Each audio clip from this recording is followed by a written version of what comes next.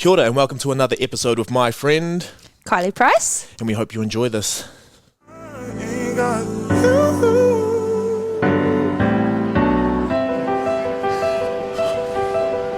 Right. It's one of those things with your name that I feel like you can't actually just say Kylie. How many people just call you Kylie? Most people, right? No. Well, I don't really actually like people calling me Kylie. It's generally KP. Yeah, right. And if I'm in trouble, it's Kylie Ann. Okay. So like if my mum tells me off, it's like Kylie Ann. Yep. But a lot of people are just like Kylie Price. Yeah, exactly. Full name. I don't know why. I honestly thought maybe your last name might have even had music on it.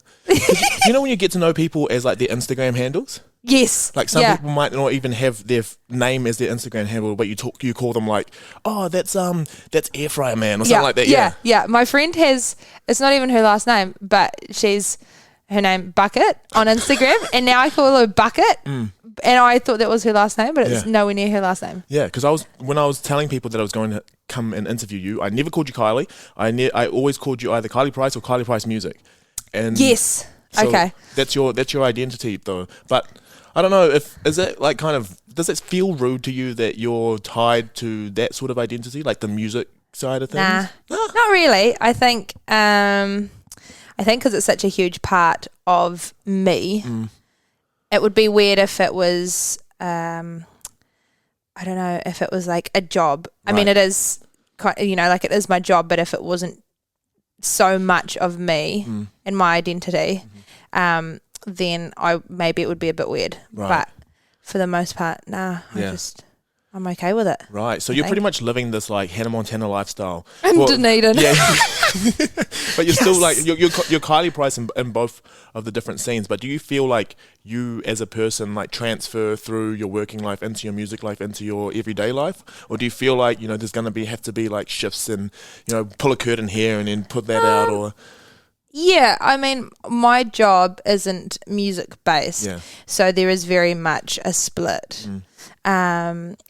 But for the most part, what you see with me in one role is the same as what you'll see on stage. So I do try and keep me very, very relatable across the two, if that makes sense. Yeah, no, 100%. So that like what people see of you in this one, so that I don't know, they get what they think they're going to get. Yeah. Right.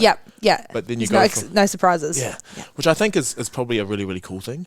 Yeah. All the time, because then you have people, you're building a fan base who actually are into you. Yeah. Overall. Yeah. I wouldn't want somebody to think, I couldn't talk to KP, because I don't know, like there's this wall between us, like she's kind of untouchable in a way. Do you know what I mean? Yeah, I'd never want someone to think that they couldn't just come up and say hello. And so I try really hard to, be the same across the board, which means that often I live a very honest life, because if I'm trying to be relatable and trying to be approachable, then I have to be honest, and I think that scares people sometimes. Right. So yeah, definitely what you will see on stage is who I am off stage at the same time. And then like just about that with scaring some people and just who you are and all that. So do you find that when people do talk to you at first, until they actually break that kind of seal, they are thinking they have to pull back a little bit, or? Yeah, I mean, it depends, I guess, in the setting. But yeah, I don't know. Actually, that's a good question. I would just hope that they felt comfortable, enough to come and say hello or ask me about a song that they heard, or ask me about a gig I did that they saw me at or something like that. Yeah. I'd always hope that people felt comfortable and that I gave off the feeling that they could, always come and approach me and that sort of stuff. I think that's really important. I think it's really important because especially with this podcast, right, you have like a lot of the stuff that I talk about is just me being me talking about it, but people still feel like they can't approach me properly. Yeah. They're like, hey, I wanted to say this, but I didn't know. But I was like, hey, chill. Yeah. Like, I'm just as scared as you are. Yeah, exactly. Like, I think for me personally, I can only really speak for me, but if I'm on stage, I didn't just show up on stage. Like, there's a whole lot of back admin happening to get me on stage. So if the people are scared, I'm terrified as well. Yeah. And we're all kind of muddling our way through stuff. and our own journeys, but we're also doing it together, if that makes sense. Yeah. So just trying to break down that that barrier that people have in terms of like, oh, I couldn't speak to you because, you know, I saw you on a big stage or whatever. It's like, no, it's cool. I still got to go grocery shopping and go buy some shorts and shoes and whatever else, you know. Like I'm all good. And I think that's the new age that we're in. With you can pretty much see into people's lives. Yeah. Now, so like, because you're not one of those people who are always on. Like, you'll just show a few things on your Instagrams and whatnot, but it's never just like, this is me doing this daily vlogs or anything like that. Have you ever thought about doing any of that? I kind of post when I think there's something to post about in terms of it's important to me or it's something that I want to share with people. But I find that social media tires me out a lot. 100%. So I am just really conscious of that now and having to navigate through the constant pull of, okay, I need to be keeping momentum or keeping face, I guess.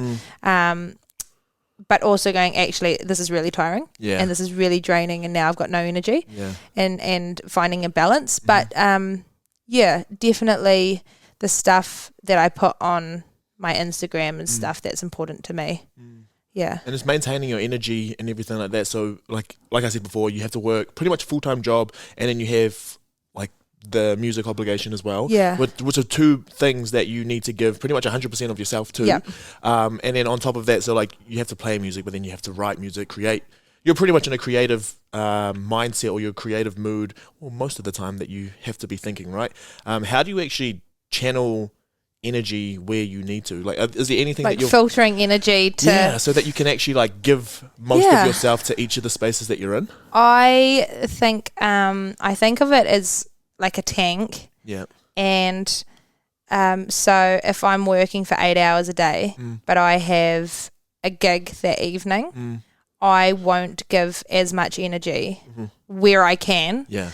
So I'll like reserve energy where I can, because I know that this is going to be a big thing for my energy later on in the night. Sure. And then it's not just that day block. Then I have to get up and chances are I've got another gig the next day or I've got to go to work again the next day. Yeah. So it's just making sure I can preserve energy where I can, make things easier for me, so that I can just go for the, I can just give it like the best shot. Yeah. And is everyone around you kind of supportive of that? Because it's not like you're going to just go and slack off at the first thing. It's just that you'll be as efficient as possible. But are people aware of that? Yeah, I think people are certainly aware that if I have a music thing, that generally will take priority. But I also don't mean to disrespect the other things in my life as well. Yeah. So it's just about communication and 100%. Just being like, look, I've got this. I might have to, if it's in terms of work, I might have to take an hour or two off. Is that okay?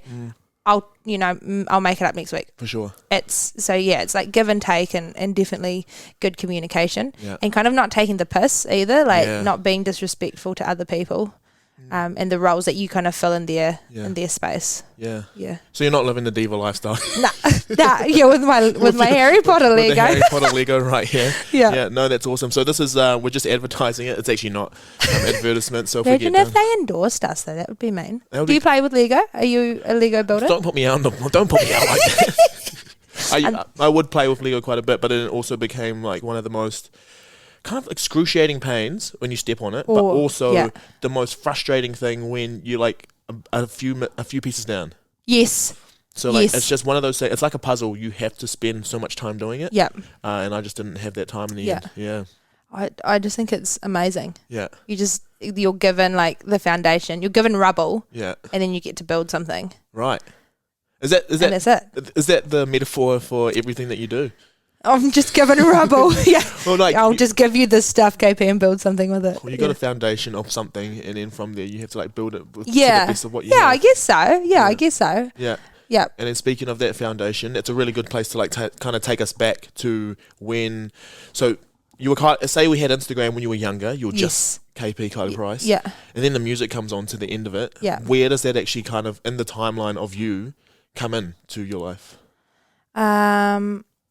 So like when did I just like music in general? So like you fell in love with it, and then after that, like, have you always loved what you were doing? When did you want to pick up an instrument? When did you want to start singing? I started from a real young age. Yeah. So I started guitar at 7. Yeah. And my parents bought me like this $100 nylon string guitar. String? Heck yeah, man. I'm such a fan of nylon strings, and I also think that everyone should learn on a nylon string. Yep. And so they bought me like this cheapie because they weren't sure if I was going to like it in a year, and they didn't have money to invest if I was not going to like it. So I started guitar when I was 7, and I've just played ever since. And then I started singing at 10. Right. And I did like a year of classical training. Okay. Which was so mean. Like it's such a discipline. Right. Learning, like being classically trained. And I really liked country music. Right. So my dad listened to a lot of country music. Yeah. Like old school stuff, and so that kind of started me singing, and then I got into the country music scene. Right. And then it just kept going. Yeah. Like it just kept going. And then I slowly over the years with my songwriting, it's just progressed into a different genre. So I don't do country anymore. Mm-hmm. But there's still certain aspects Definitely of it. elements of it. Yeah.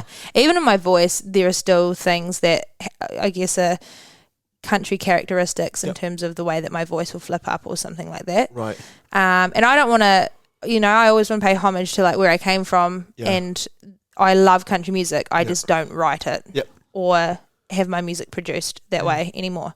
So there's certainly some country bits, and then it just became like I toyed with different ideas in terms of careers. Yep. For a while I wanted to be a lawyer. Cool. I wanted to be an archaeologist for a wee while. I just like digging up stuff. Yep. And then I wanted to like a career on Broadway, like musical theatre. Right. And they all were ideas for a wee while that I guess experimented with, but my music always came back to being the centre of attention. Yeah. So music was always there, even when you were toying with those ideas. Yeah.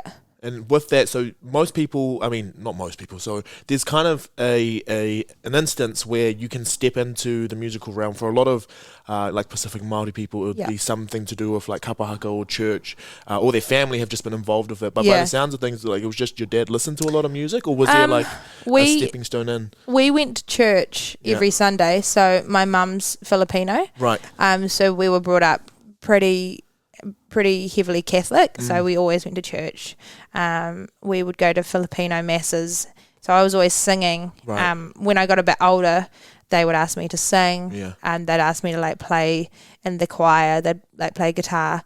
So that was quite a big bit of me growing up. But certainly at the very, very beginning, it was my dad. He would always take me to guitar. So every Tuesday we had guitar lessons at 4:15, and we would listen to whatever tape he had in the car, but it was always going to be a country one. And so that's how I fell in love with country music, was just from these trips.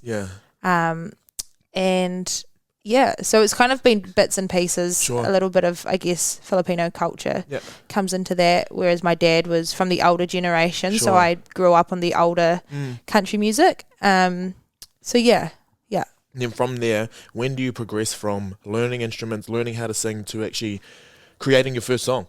Man, I think I never thought of myself as a songwriter. Right. For a very long time. Okay. I just thought I had these ideas, and so I'm just watching. Yep, no, we're good. There she goes. And so I had these ideas, but I didn't think of myself as a songwriter. Right. And I think the first song, I guess, that got me seen as a songwriter, I think was when I was 16, and I competed at Gold Guitars with it. Oh. That's Hermione. Hello. Oh, so for those who are just on the audio, we have a nice little 4-legged friend walking around. Oh, right behind me. Forget. Yeah. She loves it. There we go. Get comfortable. We need to put a. She is so embarrassing. Yes, so that's Hermione. Yeah. And so I competed with the song at Gold Guitars, which is, I guess, our biggest country music Sure. awards competition in New Zealand. And that's really where I sparked an idea that maybe I was a songwriter. Right. But I never backed myself Okay. in the slightest bit with my songwriting. Right. So, I was like 16, which I know for a lot of people that's pretty old Right. to start questioning whether you're a songwriter or not. Yeah. But then by that time, it's almost 10 years of playing guitar. Yep. And then, so like, when most people talk about getting to expert status, you're like getting close to that, which is weird because you're still so young at that point. And then after that, you'll probably, if you do break into it, you've got the rest of your life, like, to hone that a little bit more. So with the songwriting stuff, I think there's a few things to get into. I think the first one is, with that song that you did, was that that wouldn't have been the first song you ever wrote, right? So you would have written like so many up to that point. But you didn't like rate them? No, I don't know. Do you know what I mean? Like I didn't rate them or anything. I'd just scribble ideas down and then I'd play them and I'd really like it for half an hour and then I'd come back to it and go, oh my God, that is terrible and no one should ever hear that for the rest of my life. I mean, it's just so weird how you're working without realizing that you're working, if that makes sense. That you're setting yourself up for the future without realizing it. But with that song that you did write, just a few things that I have in mind, because when people write songs, there's always like a few, there's content matter that you have, and then it's weird where people get that inspiration from. Do you remember, so you would remember what that song was and what you think the premise of that song was? So I wrote it about my dad. Oh, nice. So I wrote about my dad, and it was all about the lessons that you learn in life, and I guess the people who give you those lessons. So that's what that one was about. And then from that one, like, has there been anything when you go? sorry, we just had another. You got anything to add to this? Hermione just wants to be a part of it.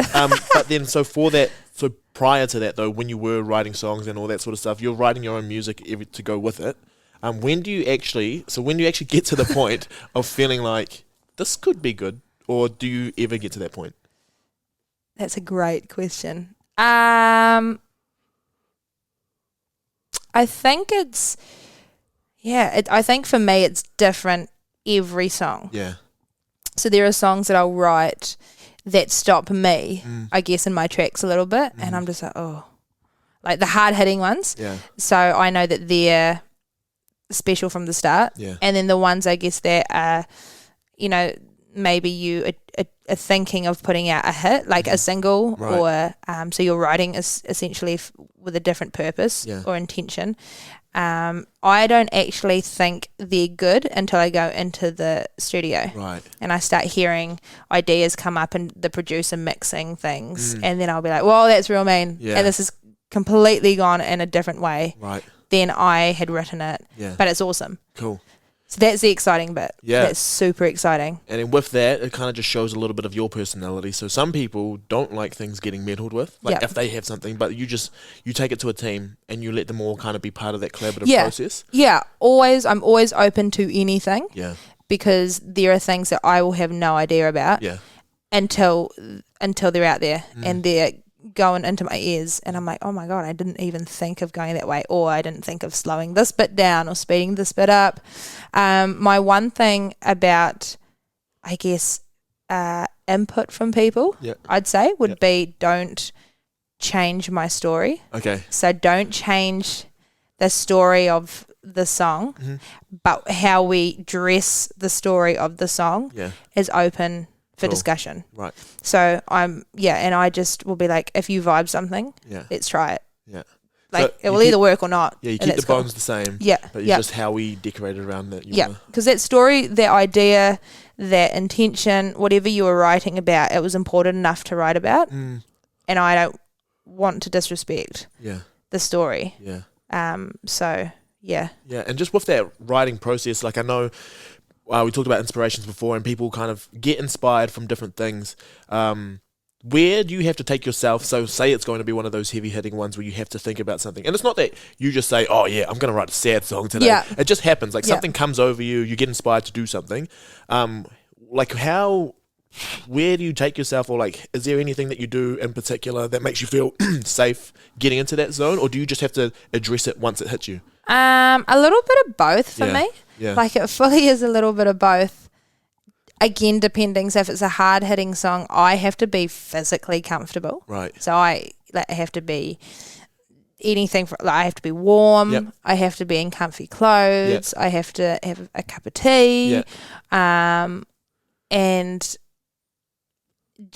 but I have to also do the prep work and being like, okay, if you're going to write about this topic, about topic A, then are you safe enough to write about topic A in terms of in myself? Yeah. Because I guess once you open the floodgates, I just have to go along with what's happening, if that makes sense. Yeah, it can be a hot minute, but it's so therapeutic as well. 100%. And I feel real honoured that this is my way of kind of working through stuff, is that I get to write about it and then share that with other people who might need that outlet as well. Yeah, and then just thinking about that, because sometimes the content matter can consume you a little bit, but like it's part of the art for it to consume you a bit, but only a bit. Yeah. Because you're a few of the podcasts that are like, I have to pull myself back a bit because I know it's going to help people, but at the same time, if I'm not in the right place to do that, I might not get out properly. Yeah. So like, how do you balance between this is what people need, but at the same time, I don't know if I can do this right now? I think it's actually just that, like asking myself if this is the right thing right now. Is writing the song right for me, and is this healthy for me at this time? Because you can jot down the ideas, but you don't actually have to dive into it right then and there. Very true. So a lot of the time I'll have an idea, but for whatever reason, it's just not the right time for me to write about it. Yep. So I'll just jot it down. I'll do a voice memo on my phone, and then I can come back to it when I'm either like feeling better or I'm in a better space or, Hermie, what are you doing? The new producer of the show right there. If the camera goes, we know why. We've got a new cameraman on. Hermie. She's no good. This is all in there. No, it's okay. We'll be all right. I'll be able to change it if we need to. Oh, there we go. Cool. Well, thank you, everyone. We're being commentating our new friend in the place. But then, back to, we were talking about inspirations. We were talking about that sort of stuff that takes you into the... And then from there, so like if you're checking in with yourself, like I feel like that's a thing that you can do for pretty much any, not just creative processes, but just like any day. Yeah. Really, right? I presume that it would be the same for sports people and athletes. How do you play rugby if your head is just not in the game, which is a cliche line. I know. But still, how do you focus on what you're meant to be doing if everything around you is just so loud? Yeah. So that's also the thing about, songwriting, and particularly I make it a point that because I live in Dunedin, when I go up to Auckland, it's business. Yeah. I'm there for a purpose and I'll make the most of that time. So going to the studio, whatever is happening in my world, in my life, is left at the door. Sure. And the most important thing to me at that point in time is the song or the project that we're working on. Yeah. But I think it's the same for anybody, whether you're creative or an athlete or, I don't know, a high rolling businessman, having to separate what noise is happening in your life to focus on the task is quite an art form in itself. For sure. Yeah. Yeah. And being able to focus on it in a way where it can actually be conducive to your energy. Yeah. So that you can, like, if it gives you enough momentum to start writing with it, but get to a point before it makes you crash, it's kind of cool. It's really, really cool because it's all about being present, right? Because there are so many moments that are going to come to you, and if you aren't there at that moment, like, the opportunity could just go. Yeah. You, just missed it. And you're like, oh, wow, okay. Yeah.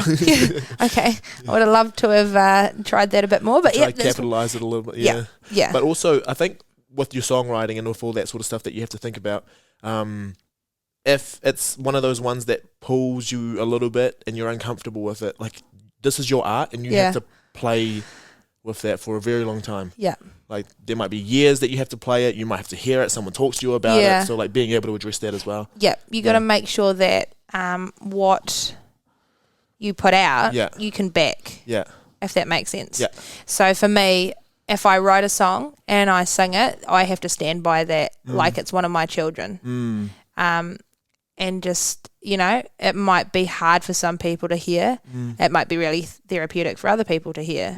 Not everyone is going to like it, obviously, because music is so subjective, but I certainly, if I put something out, it was because it was important enough for me. Yeah. And when you get to that point, all right, this is a really cool thing because this is something that I'm still dealing with. Yeah. But so when you put something out into the world, you're going to get criticism. Well, not necessarily criticism, but you're going to get people who just say, I don't like that. Yeah. Whereas back in the day, like no one, if people didn't like it, they just keep it to themselves. Yeah. But now we can find out pretty quickly whether someone likes something or not. Yeah. So how do you distance yourself from that sort of thing? Not so it's like this person didn't like the song, but this person doesn't like me. They're attacking me. That's a great question. I struggle with that hard out. Yeah. I aim to please. Yeah. So I'm a people person. So that I immediately feel where you're coming from with that. Yeah. I think it's trying to keep it as simple as possible. Right. So if you said, and listening to the dialogue of the person. So if you said to me, I don't like your song ABCD. Right. I'd go, okay, he said he didn't like my song. Right. Not that he didn't like me. Yeah. So, and then I'd be like, what are the facts? What are my truths? Right. And I just try to have just total facts. Troy said he didn't like the song, not that he didn't like me. Yeah. And then try and keep my mind from going, oh yeah, but what if he actually meant this? Yeah, and then what if he meant this? And then actually he hates your guts. Hates your guts and he's going to come burn your house. Do you know what I mean? Yeah, I just try and stop my mind from getting out of control. Yeah.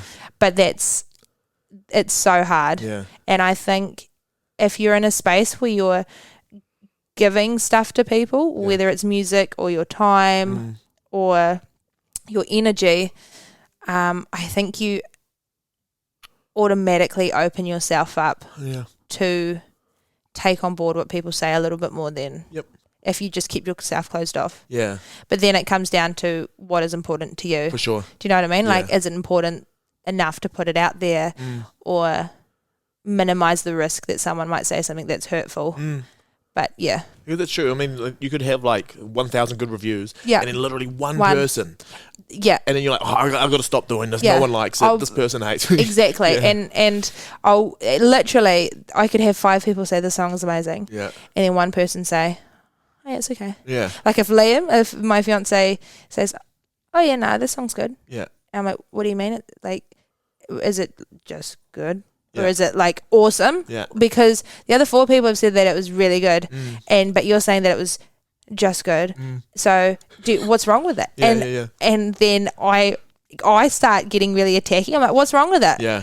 And then he'll be like, no, it's really good. And it's only because I'm perceiving his reaction in a different way. 100%. Yeah. And it's just, and then I have to sit back and go, Kylie, you need to calm down. You need to have a hot minute. You need to have a glass of water and just calm down. Yeah. Yeah, because it's the weight of it as well. This is someone who's been close to you, knows what you're capable of, and they really care about. So you care about their input a little bit more. Yeah. But then that one person who's just like, I didn't like the drums. And you're just like, who the hell are you? Yeah. What you mean? There are no drums in this song. Yeah, exactly. Yeah. I just, it also makes me real conscious though. Now, if I'm watching a rugby game. Right. And Richie Mwanga does a thing and it's, I don't know, he makes a mistake or whatever. Yeah. I feel really bad when people Just criticize it. just criticize him. I'm like, I have no idea how he even is on the field. I could not do what he does. And so I think when you start, giving people stuff, for me, music, when I start giving people music and I take on the good and the bad, it makes you really reflect on how you behave For sure. to other people as well. And so I wouldn't trade anything for that sort of, I guess, empathy or that sort of self-awareness. Yeah. So they, imagine having a stadium and people booing you because you miss a dropped goal or something like that. That would be awful. But then up until that point, you're everyone's hero, and up until that point, there's actually so much that goes into it. And until you actually start putting stuff out there for yourself, I think that's when you start to be quite empathetic to a lot of people who put themselves out there. And if it is like a lot. Yep. A lot of it. You don't have to be great at anything you do. And another thing is people who get to that point, like people who get like you who get to record music, put it out there, play for people. It looks easy to you because you've done so long, like it's been so long of you putting that out there that people who have never done it before are just like, oh, she's better than this. Yeah. And it's like, you're only seeing like the best parts of her. Yeah. Yeah, like you haven't seen the actual effort that's gone into getting her to this stage. And no one, well, I don't think in my opinion anyway, none of my friends get up on stage thinking, I'm not going to give this my best. For sure. You know, and your best looks different sometimes. So, you know, I might be having a really crummy day and then I have to go and perform to a lot of people. Mm-hmm. So, like for example, in July I played at the All Blacks game. Yep. And so that immediately puts the shits in me. I'm so scared because it's like being broadcasted. I don't know who's watching. I know that there's heaps of people. It's my hometown. But that whole day leading up to that was so hectic. And that whole week was so hectic. Mm-hmm. And I just thought to myself, you know, there might be people who go, oh, she sucked. Right. She was awful. I have no idea why they chose her. Yeah. But all they see is the 3.5 minutes. 100%. But they don't see how much I was stressing to be as good as possible before I got on there. Like, and so I just don't think people are aware that we don't go out there to do a really crummy job. Of course. But our best might look different. Yeah. But that doesn't necessarily mean that, you know, our quality is lowered. It just means there's like mitigating factors. Yeah. Yeah, it's one of those it just kind of shows you how not really self-centered, but a lot of people are there for their own entertainment. And like, so for example, if someone's on tour or someone's doing all these different things, you're going there and you're only thinking that they're playing this one show for you. Yeah. But they don't know that maybe they played a show just before this or they've just traveled to a new country. This is their first time. Yeah. Like, they've just woken up. Absolutely. They've got jet lag. Yeah, there's so many things going on. They're feeling gross and everything. But they come out there to give you everything. Yeah. And they're just like, oh, you know, he just wasn't there. And it's just like, no one thinks of all the moments before. It's just like what they see is like, that's just there for me. Yep. Yeah. Yeah. And exactly. It's like, oh, they really sucked. But it's like, man, they're jet lagged. Their cat just died. Yeah. They've just, like, the thing for me that always was so strong in terms of no one knows the story before you get on stage was in the Katy Perry movie when she breaks up with Russell Brand and she's sobbing and no one can talk to her and now she has to go and play a massive show to Brazil. Yeah. And you just see her going onto like the platform underneath the stage and then rising up. And you literally see the music start and she's still crying. Yeah. She's still crying. And then all of a sudden she grabs the mic and plasters the smile on her face. Yeah. And the stage rises and up she goes. And she delivers this massive show to Brazil. Yeah. And it just blew my mind how much stuff was going on. And then she was expected to give her best. Yeah. And so... Yeah, that one just always just stuck with me, that we just never know what somebody is going through and then for you to knock their best or what you think is not their best or whatever, that might be the best that they can do at this current time. 100%, yeah. And who are we to judge what someone's best is? Yeah. And then when we think about good times as well, so like there are going to be times as well, well, most of the time actually, majority of the time, everything's positive. Yeah. So yeah, maybe the lead up to something wasn't as positive, but when you actually do get to perform, for you, are you like, is performing still one of those things that you are just like, I'm so like, you look at the days that you get to perform and you get amped up for them, or a bit of give and take? It's a little bit of give and take. Yeah. It depends on the gig. Yeah. Some gigs are harder than others. Yeah. Like some gigs you have to hold a crowd and it might not be a crowd that is your crowd. So those ones I get really nervous and anxious about. Yeah. And then I'll look back and I'll go, oh, that was actually really mean. So it's almost like backwards with those ones. Like I enjoy it after I've done it as opposed to enjoying it during the moment. Yeah, it's like a workout. Yeah, exactly. Like afterwards you're like, that was so mean. Yeah. But during the time we're like, I would prefer to be anywhere but here right now. Anywhere but here. Yeah.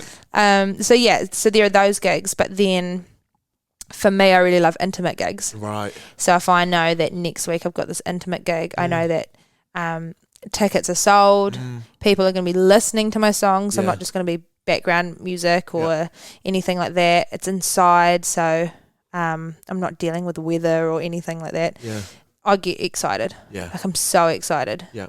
Yeah. So it really depends. Yeah. And how does all that work? So like just thinking about the amount of content you have to create and put out there, but also, you know, there's the ability to cover and then when you do original songs, like what for you determines what the playlist will be for what you play? The audience. Yeah, the audience and the song, I guess. Yeah, the audience and definitely the audience. Yeah. Yep. So if it's, we'll use the All Blacks again. Yeah. You are entertainment. Yeah. You are halftime entertainment. You want something lively. So that dictates exactly what I play. Cool. Whereas I'm doing an intimate theatre show, Yep. I can do those really intimate songs. Yeah. Also, I guess why the show is happening. Yep. So if I'm showcasing a new single or something like that, that will obviously be worked into it somehow. And And how do you get like a live response? Like, because I'm assuming that there's a lot of songs that you do write before you actually go and record it. Like you're gonna work material out. Yeah. Are there any opportunities for you to do that, where it's not just like you in front of your cats or your fiance, but like actually taking it to the stage at some point? I play a lot of potential songs Right. when I'm doing gigs, but I'm just the background music. You heard it here first, people. So I'm Max Bar in town. Right. Like if I'm playing it at Max Bar, then you know I am not necessarily the centre of attention. Right. So I feel like there's a little bit of no one's going to know that this is not a completed song, or this is not, because all they really have is like this visual of a girl in the corner and some noise somewhere. Yeah. So I find those places really good to just be like, I'm going to play this song. I'm going to play this song and see how it works live. Yeah. And whether or not it sits well, what does work, what doesn't work. Because it's very different playing in my lounge to playing live. Yeah, for sure. Yeah. And has there been any songs that you have recorded that when you listen back to it, because once you record it and it's out there, unless you're Kanye West, not many people change how it goes out sonically. Yeah. They'll just be that, and then maybe when they perform it live, they'll like add a verse sometimes, or they'll sing something in a different octave. Is there any songs now that you like ever think back and be like, oh, I wish I did this instead of this? You don't have to say the specific example, but do you change it when you perform live? There are some songs that I have to rework slightly, just because the way that they're produced. Okay, right. So you're trying to essentially, for one song, it's called Perfect. Right. It's not out yet, so I can. It's a big song, but I am one person, so I have to somehow replicate this big sound live. So that might change slightly, the way that I play it, or maybe, you know, instead of the note going down, I might go up. Yeah. So little things like that, but for the most part, it's the song that you hear on Spotify or Apple Music or whatever. Very cool. And when that does come out, so say, for example, before it actually goes live, so you're in the process of making new music, very good segue. Yeah. This creative process for a lot of people, now that we have behind the scenes for a lot of artists out there, this is like the most time intensive, stressful, all that sort of stuff. Like when it goes out, that's when they're like, But up until like actually making the stuff is so much harder. So like this silence that we have now with a bunch of, like it takes so many different people working into it and then trying to fill that silence, but also to make it sound cool. Like playing a song acoustically and then actually turning it into a full-blown track.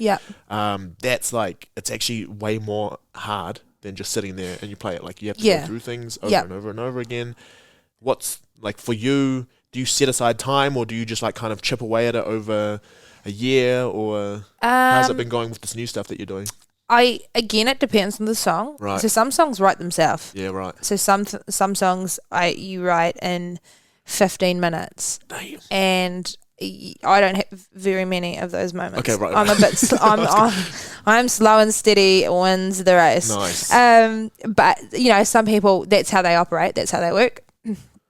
And then there'll be songs that I wrote one a while ago, but it took me ages. Yeah. It took me so long. Yeah. It was such a hard write, not because of what I was writing about, but I just really wanted it to go super well. Yeah.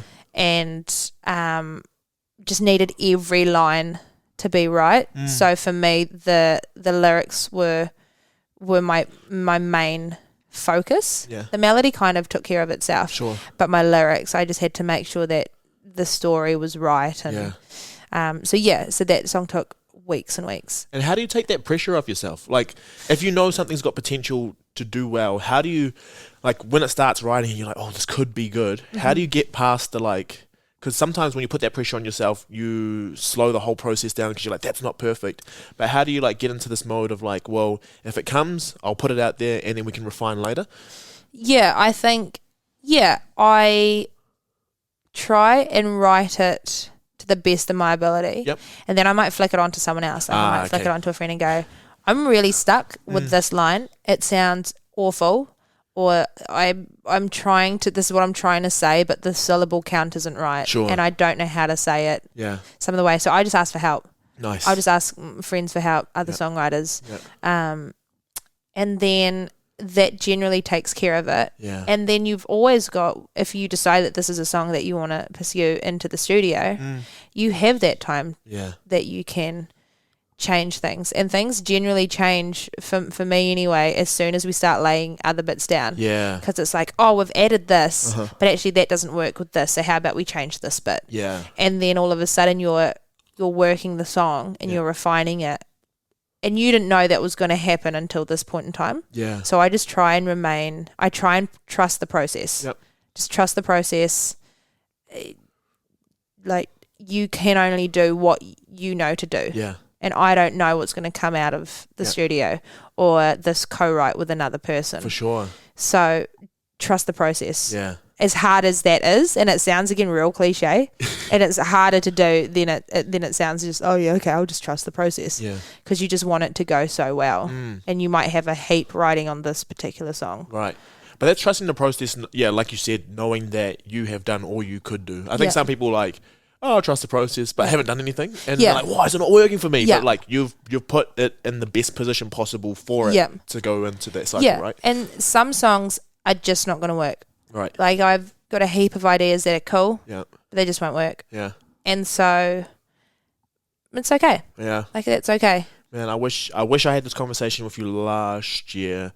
I wrote a whole chapter for my PhD. Yes. Fell in love with it. Yeah. I was like, this is a great chapter. This is it. And then it got axed from my whole thing, and I was just like, who axed it? Did you axe it? No, my supervisors, we all got together and we just said it doesn't fit. And then after a while, it actually took me a while to be like, they were right. Yeah. Like, yes, it does flow better now, but sometimes you just get so wedded to things. Yeah. Like, oh, heck yeah. Yeah. And I guess my personal outlook is I'll always do what's best for the song. Yeah. So I don't even come into it. Yeah. So I remove the ego of Kylie Price. Right. And I just go, okay, this song, I have to give it the best possible chance at a life. Yeah.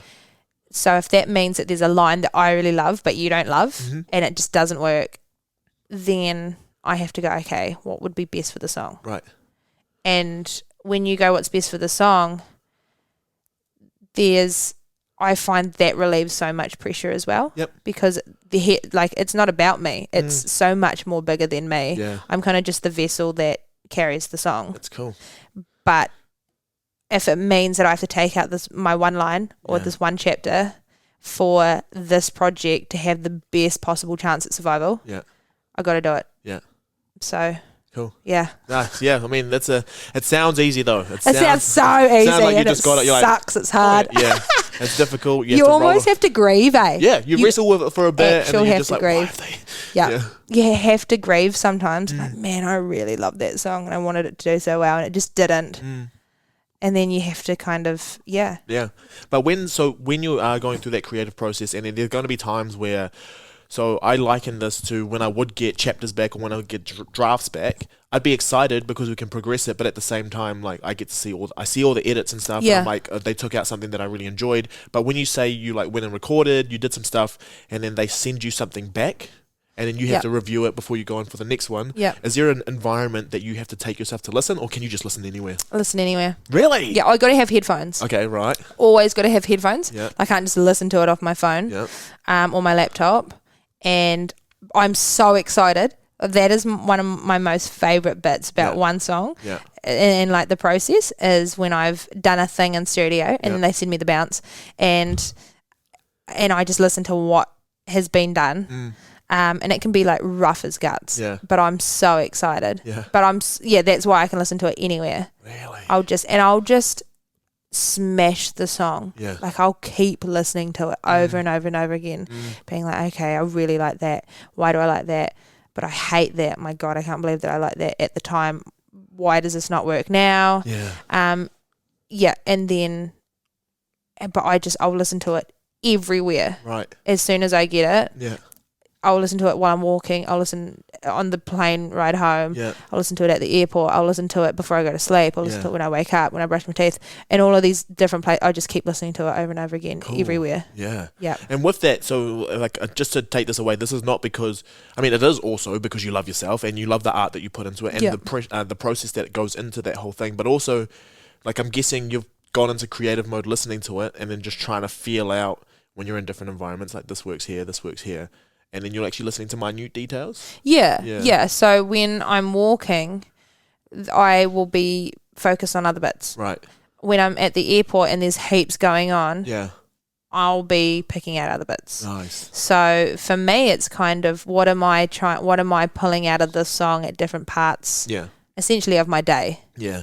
And then seeing how I could mold that into being engaged for the entire song. Cool. As opposed to like just little bits and pieces, if that makes sense. Yeah, and don't get it wrong. Like there are going to be times where you're just like, oh, that's so good. Yeah, like, you're going to love it, right? That's mean. Yeah, that's so mean. And I guess that's the most desired result is listening to your song, going, that's mean. Yeah, I actually cannot think of anything bad about that. That's so cool. Yeah. Has there ever been like a moment? So you do say you do things for the song, but say the people you needed to impress are impressed. Yeah. But you're not impressed.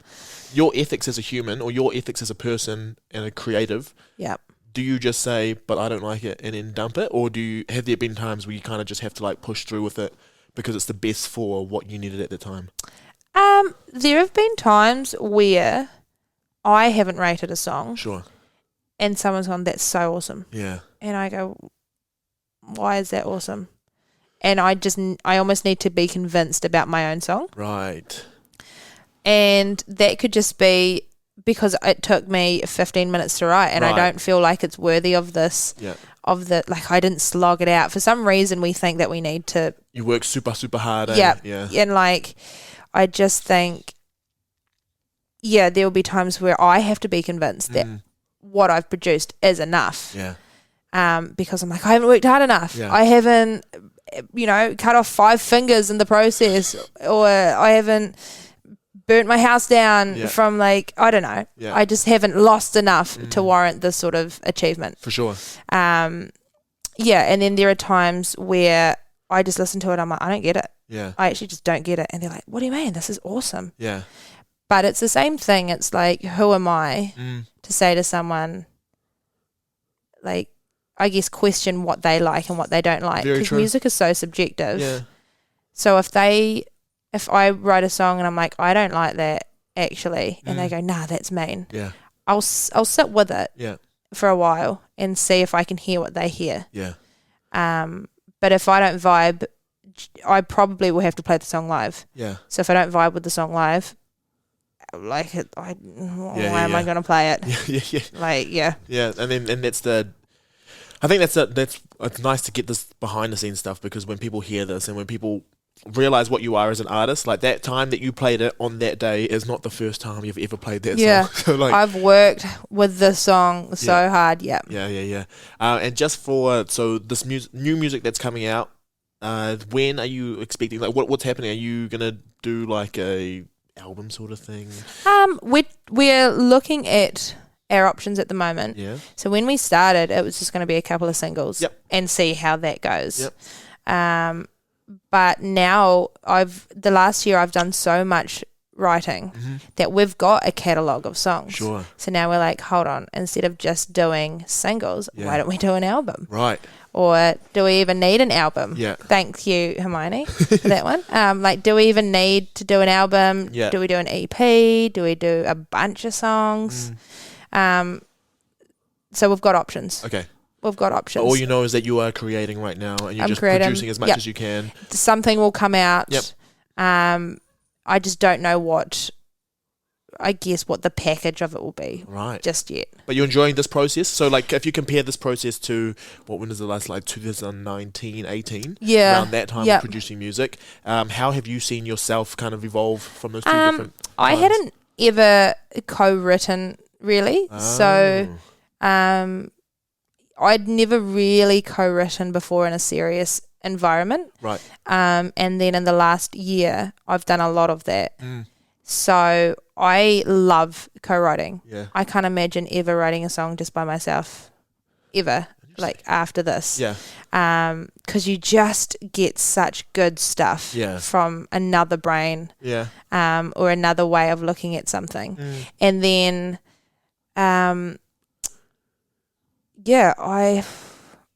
I think I'm enjoying this process more than any other process. Nice. But because it's different. Yeah. Like, so I'm excited when things are different. Yeah.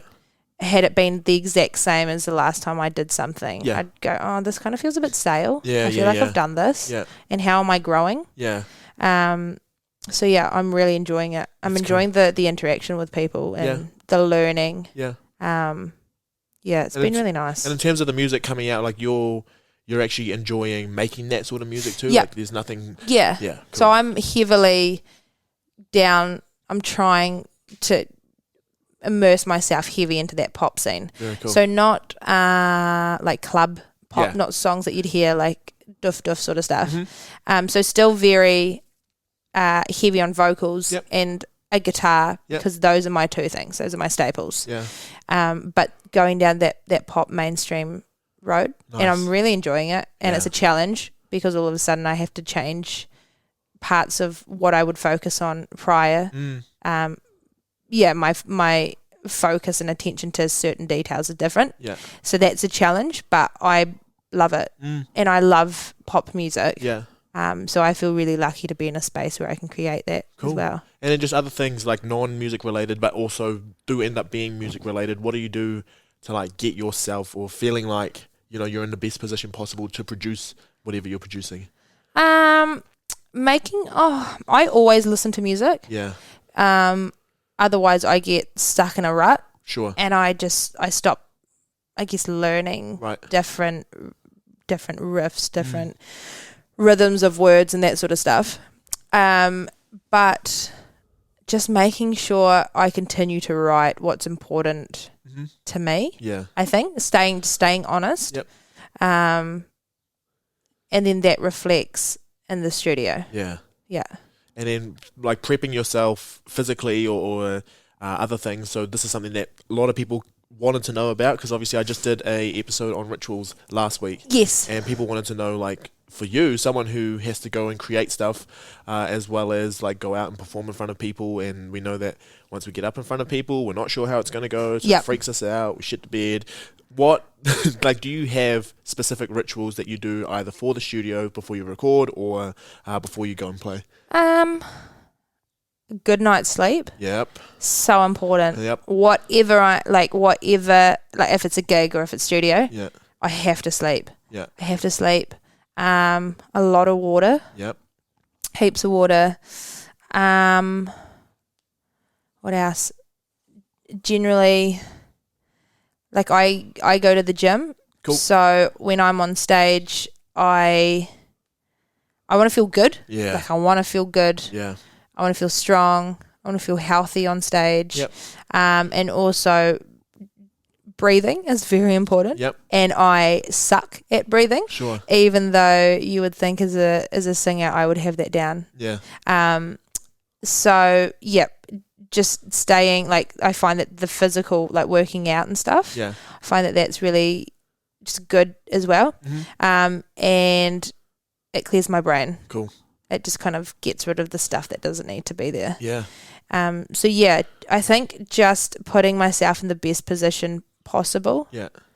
To do a good job. Yeah. Like anybody though who would have to show up, I presume it would be the same. Yeah. Like if you're playing, if you're playing a rugby game. Yeah. You wouldn't show up. I presume you wouldn't show up with no sleep and dehydrated and your body not prepped and No, you do everything. You do everything that you can. Anything that you think could give you an advantage, you do. Yep. Obviously, that's legal, by the way.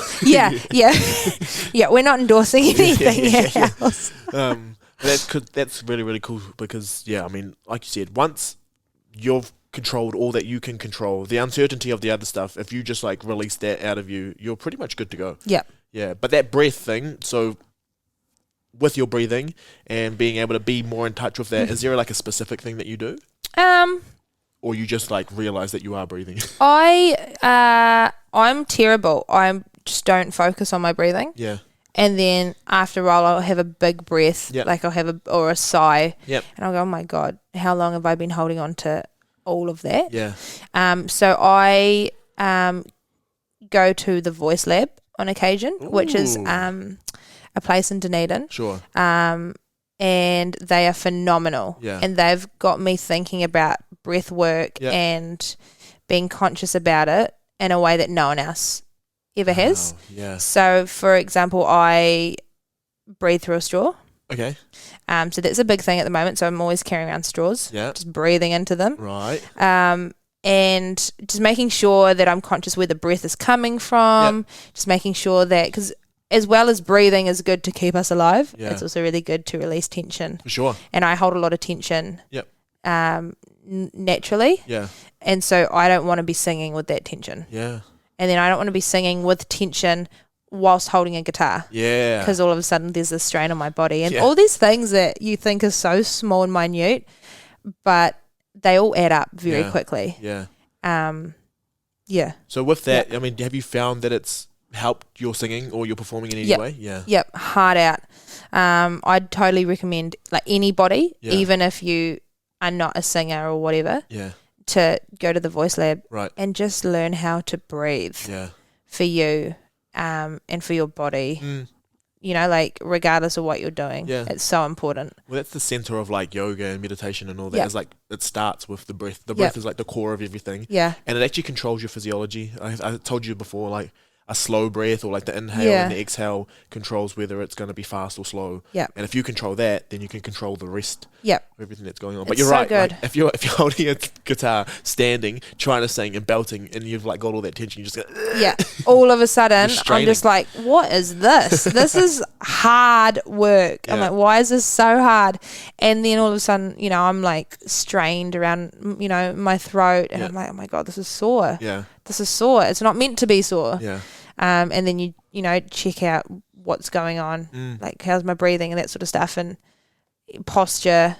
Because guitar naturally will make me hunch a bit. And so then am I breathing enough? So it all ties in together. Cool. But it goes back to what you said, just putting yourself in the best position and doing what you need to do to get the best result. That's very cool. Yeah. So I just have a few questions before we finish up with the final question. Yes. And this one is to do with, so this was the one that was different from all the ritual ones that came through. This was someone asked specifically if there was anyone you could play with, either alive or dead. It's either you play with them, do you play your own songs, do you play their songs, do you play a mixture? But if you could play with someone, who would it be? Oh, man.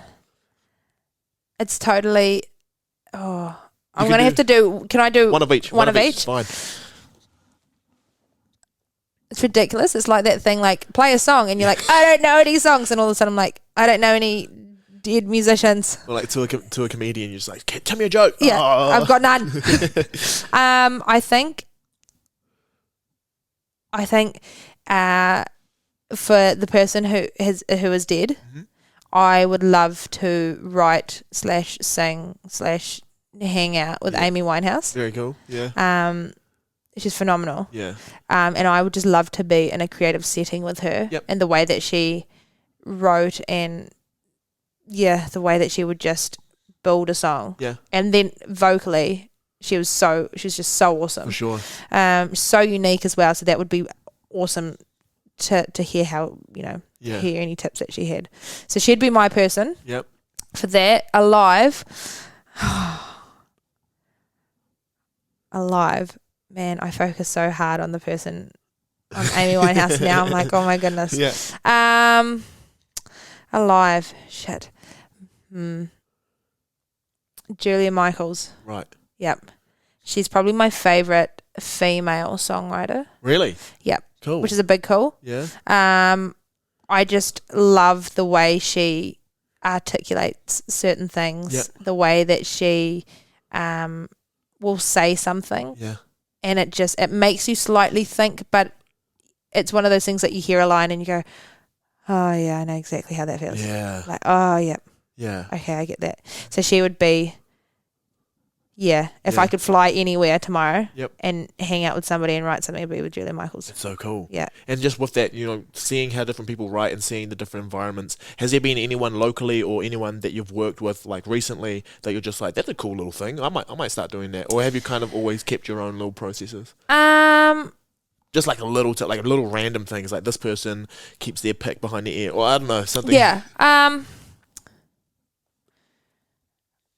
Jenny Mitchell drinks tea. Right. She actually does. She always talks about tea. Always talks about tea. Yeah. And I drink a lot of tea. Yeah. And every now and again, I'll forget to have a tea. Yeah. And I think that was inspired by Jenny. Oh. A cup of tea on stage Very is good. so mean. Oh, on stage? Oh, yeah. Really? Yeah. Before and on stage. Really? Like cup of tea. Because it's warm. Yeah. So like warm water is really good. Yeah. It means that, because when I'm on stage I get nervous. Yeah. And so I can't try and unsettle my nerves with a bottle of whiskey and like just unravel and become an absolute shit show on stage. So like a cup of tea is on stage. Yeah, like a peppermint tea. Yeah. Yeah, so not like a bow tea. Yeah. There's a time and place. It can't be anything too heavy. Not too heavy, yeah. So like a green or a herby sort of like a peppy tea. Yep. A wee fruity tea. Okay, all right. Because that stuff, that's something that we got taught when we did conference speaking. Yep. Is to have a glass of water with you, so that if you feel like you're answering things too fast or talking too fast or you're just like going out of your own tempo, that's what you bring it back to. You're like sip and then reset. Yeah, it's like a good resetter as well. It's mean, Yeah. It's so good, and it's also just if you are feeling so out of your depth or you're struggling, it gives you a point of I guess distraction for a minute. Like you can just reach for a glass of water or for a cup of tea, and that's your focus for just a split second, and you just regather yourself. And then with that, so you talked about straightening your throat before or anything like that. Do you get, so like having to hold a guitar and all that sort of stuff, do you get gig DOMs, like just hurt the next morning? Depends on the gig, but I have done. Hard out. I mean, there was a gig last year, around this time actually, and I was opening for Tiki Tane, and I went ham. Like I went so hot from the start.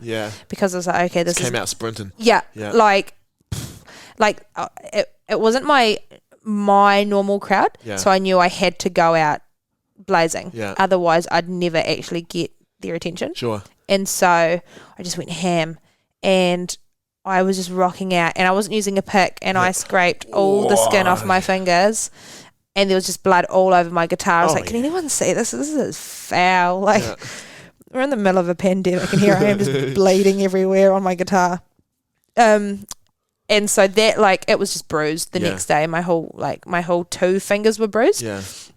And just covered in blood. And then I realised that I was so tense the whole time because I was just on. Do you know what I mean? Like I was just on the whole time that I didn't actually relax through the whole thing. And the next day I was like, man, I've got a really sore neck. My neck's really sore. I've got a really sore lower back. And I just ached.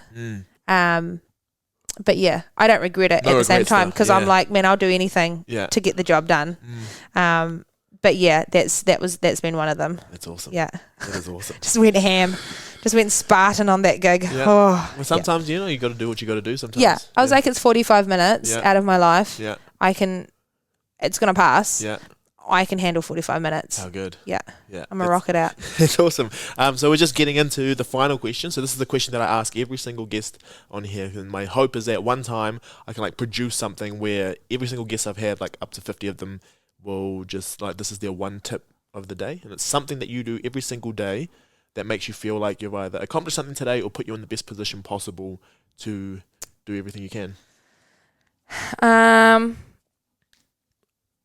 I reflect on 3 things that I'm grateful for Very good. every day. Yeah. Yep. So I use the 5-minute journal. Yep. I don't know if So for those who haven't heard of the 5-minute journal, it literally is exactly that. Yep. So every day, it has 3 things it says that it has a quote usually. Yep. So something inspirational at the top, and then it would be like, what are you grateful for? What would make today great? Yep. And then a daily affirmation. Yep. And so it would be like, I am something. Yeah. And then at night it has 3 things that made today great. Yeah. And 1 thing that could have made it even better. But they have to be things that are within your control. Yeah. Like you can't say, oh, I wish the sun came out, because we can't control if the sun comes out or not. Yeah. So I always start the day by 3 things that I'm grateful for. Yep. And I just find that, like, I get up at 5:15 in the morning. Yeah. So it's very easy to forget Yep. what you're grateful for. For sure. And just kind of plow on with your day. So that really sets me up to go, okay, what are the 3 things Awesome. that I'm holding so much gratitude for? Awesome. And that's a great way to start the day. Yeah. Is like with a heart full of gratitude. Yeah. And that's something that I think we're all trying to do a little bit more, and we're being a bit more aware of now that we've been locked in. Yeah, it's kind of like the breathing thing, though. Sure. You kind of have to like teach yourself to be conscious of it, and then after a while, it almost starts happening automatically. Yeah. Yeah. Yeah, and if you force yourself to sit down with it, well, not force, sorry. If you set a time aside for you to be able to do it, that's your time to do it, then you just roll into it. Yeah. Yeah. Yep. If you make it like a job, but like not a job that you hate, if you make that like, I have to put time aside for this, and you know that if you do this, it's actually going to make you better off for the rest of the stuff that you just dedicating 5 minutes of your day to go, what am I really grateful for? Especially in the current, I guess, situation that the world is at the moment. We're all in the middle of a pandemic, and obviously half of New Zealand is, Auckland is still in a lockdown. It can be really hard to find things to be grateful for. Yeah. Because we're just filled with so much resentment for the situations that we're in. Yeah. And for, I guess, from my end, I know that a lot of friends have had things cancelled in terms of gigs and shows, album releases and all of that sort of stuff. So it can be really hard to, it's so easy to go, I don't want to be grateful. Yeah. I have nothing to be grateful for. Yeah. This life sucks.